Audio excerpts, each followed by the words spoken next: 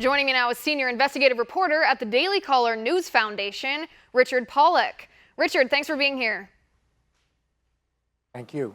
All right, Richard, this is a pretty big allegation that the Clinton Foundation or the Clinton Health Access Initiative distributed watered down versions of AIDS medication. I don't even know how the Clintons would defend this. Well, it turns out that in October 2003, the Clinton Health Access Initiative signed contracts with a number of Indian and South African countries to produce generic drugs for HIV/AIDS victims. That same year, the World Health Organization warned Randoxy, one of the major manufacturers of it, that it appeared that their practices in manufacturing were below standards. Then the Food and Drug Administration came in and signed a warning letter to Randoxy saying that their two of the three plants, both of which were producing HIV drugs for poor people in Africa and the Caribbean and elsewhere, that those plants were suspect of not meeting the most minimal standards for quality, purity, sanitation, etc. And then finally, with a whistleblower from within Randoxy, it turns out that the Justice Department then sued the company, and they pled guilty to 5 felonies involving the adulteration of drugs. These are the same drugs that the Clinton Foundation has been distributing to people who've been afflicted with this terrible disease throughout the developing world. Right, so essentially then, the World Health Organization, the FDA, they warned this company in India. It was public information that this company was at least watering down their drugs, but the Clintons continued to use their drugs anyway? Yes, and they continue using them to the best of our knowledge today. They have said nothing whatsoever about the felonies, about the warning letters. In fact, Randoxy drugs today cannot be imported into the United States. They are banned because that company does not meet the most minimal standards for quality production.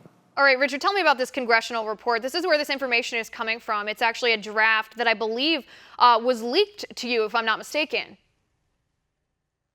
Yes. Congresswoman Marsha Blackburn, who is the vice chair of the House Energy and Commerce Committee, asked her staff to take a look at this drug company and at the Clinton Health Access Initiative.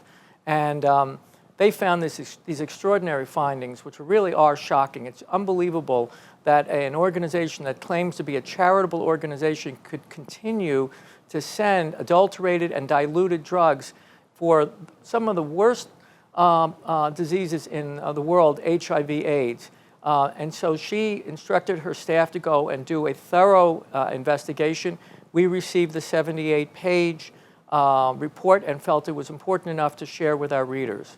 Right, and like I said at the beginning, this is the one leg the Clintons have had to stand on about the Clinton Foundation, with all the other allegations of pay-to-play and corruption, and the fact that they're just a terrible charity organization because they only give 10% of their charitable donations to actual charitable causes. I mean, this renders even their one argument to be invalid at this point. I think, Richard, it actually, I'm no doctor, obviously, but I would think it actually makes it more dangerous for these patients to be taking drugs that are watered down than to be not taking them at all, because they would believe that they're healing, allowing the disease to get worse or to spread it because they feel like they couldn't.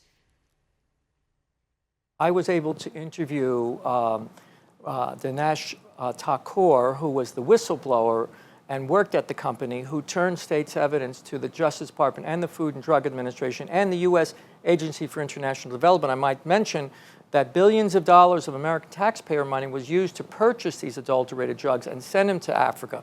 But I spoke to this research director at the company, the former one, the whistleblower, and he said to me that when you give the drugs, these are people who are suffering from very low platelet levels and also from very low white blood count.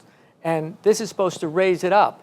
And he believes that they were unable to raise it up with this drug. So there were definitely serious complications. The Food and Drug Administration itself predicted that there were deaths, that there was mortality associated with the use of these drugs as well. Absolutely shocking. It's heartbreaking. And now this woman wants us to elect her president.